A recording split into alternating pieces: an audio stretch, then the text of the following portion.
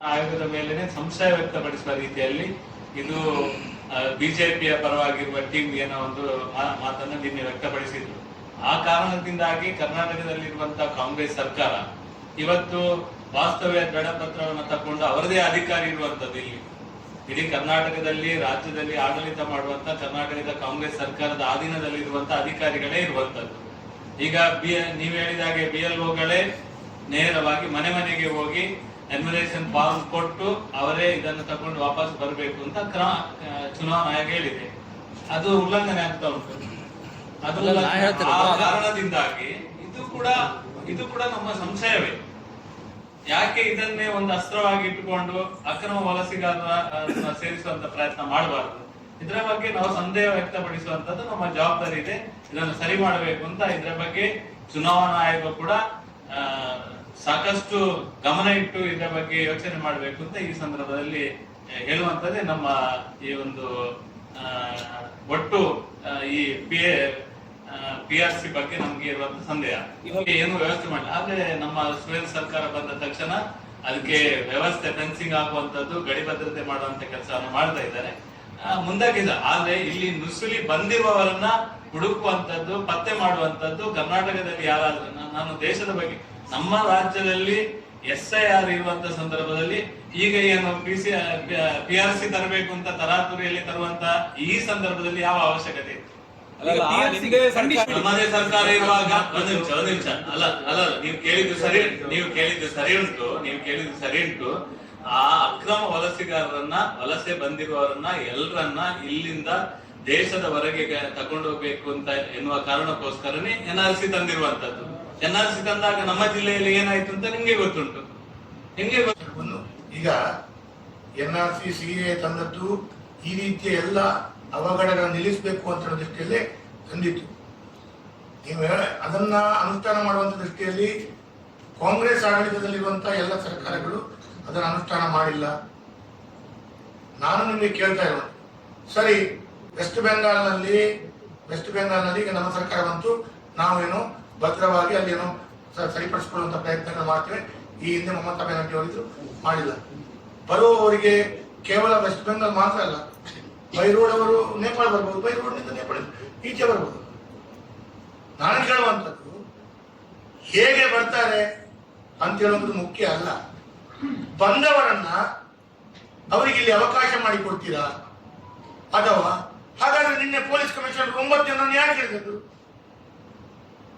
9 ಜನರನ್ನು ಹಿಡಿದದ್ದು ಅಂತ ಹೇಳಿದ್ರೆ ಅವರು ಇಲ್ಲಿಗಲ್ ಆಗಿ ಇಲ್ಲಿ ಇದ್ದಾರೆ ಅಂತ ಹೇಳುವಂಥದ್ದು ಸರಿ ಅಂತ ಹೇಳಿ. ಆದ್ರೆ ಆ ಇಲ್ಲಿಗಲ್ ಇದ್ದವರಿಗೆ ನೀವು ಈ ಹೊಸ ಕಾನೂನಿನಲ್ಲಿ ಅವಕಾಶ ಮಾಡಿಕೊಡ್ತೀರಾ?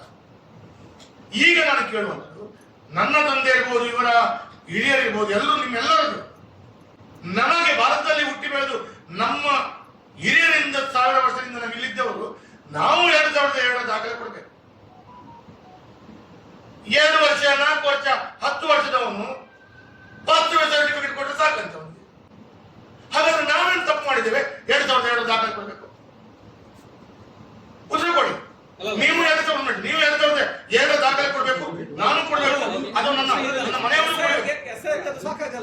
ಒಂದ್ ಕೇಳಿ ಸರ್. ನಾನು ಹೇಳ್ತೇನೆ, SIR ಗೆ ಸಾಕಾಗಲ್ಲ ಅಂತ ಹೇಳಿದ್ರೆ ರಾಜ್ಯ ಚುನಾವಣೆ ಆಯೋಗ ಗ್ಯಾರಂಟಿ ಯೋಜನೆಗೆ ಆಗಿರ್ಬೋದು.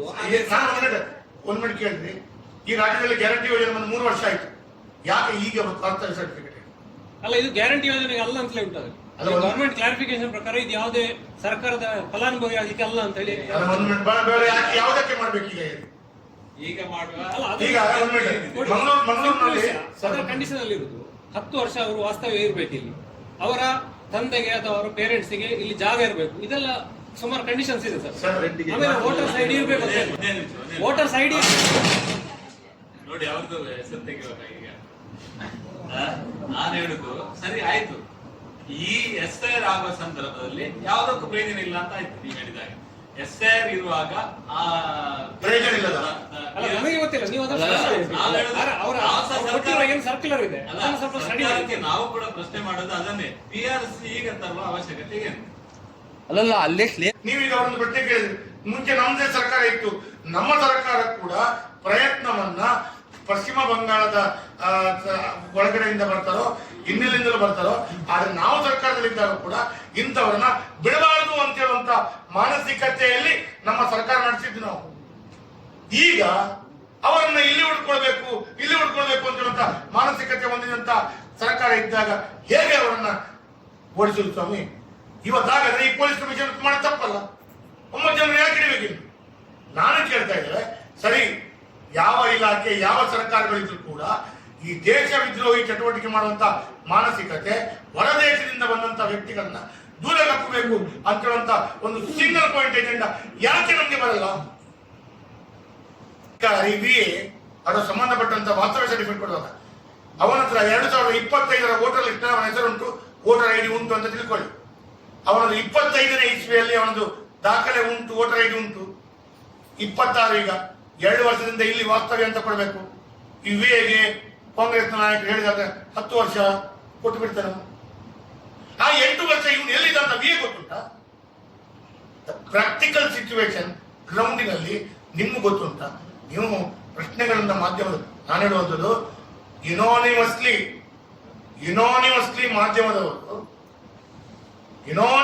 ಮಾಧ್ಯಮದವರು ಈ ದೇಶದ ಪ್ರತಿಯೊಂದು ಪ್ರಜೆ ಈ ದೇಶದ ಮೇಲೆ ಭಕ್ತಿ ಇದನ್ನ ವಿರೋಧಿಸಬೇಕು. ಬಿಜೆಪಿ ವಿರೋಧಿಸುತ್ತದೆ ಅಂತ ಹೇಳುವ ಕಾರಣ ನಮಗೆ ಅಂತ ಹೇಳುವುದಲ್ಲ. ಆಯ್ತು, ಮುಸಲ್ಮಾನರಿಗೆ ನಾಳೆ ಬಾಂಗ್ಲಾದೇಶದಿಂದ ಈಗಾಗಲೇ ಇರುವಂತವರ ಪರ್ಸೆಂಟೇಜ್ ಎಷ್ಟು ಮುಸಲ್ಮಾನರದು?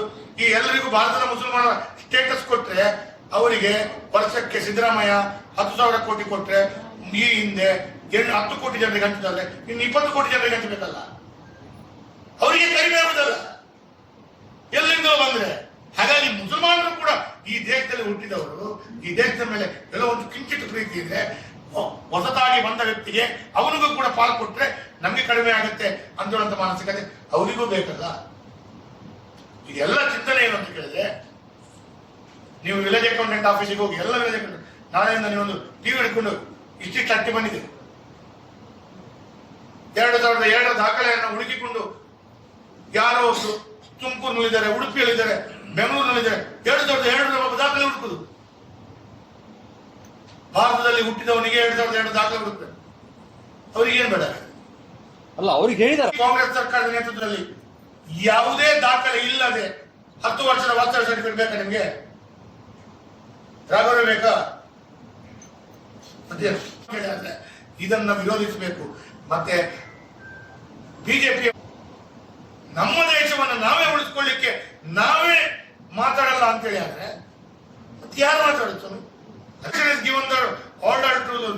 High court is given the order to corporation demolish ಮಾಡಿ ಅಂತ ಮಾಡಿದಾರ?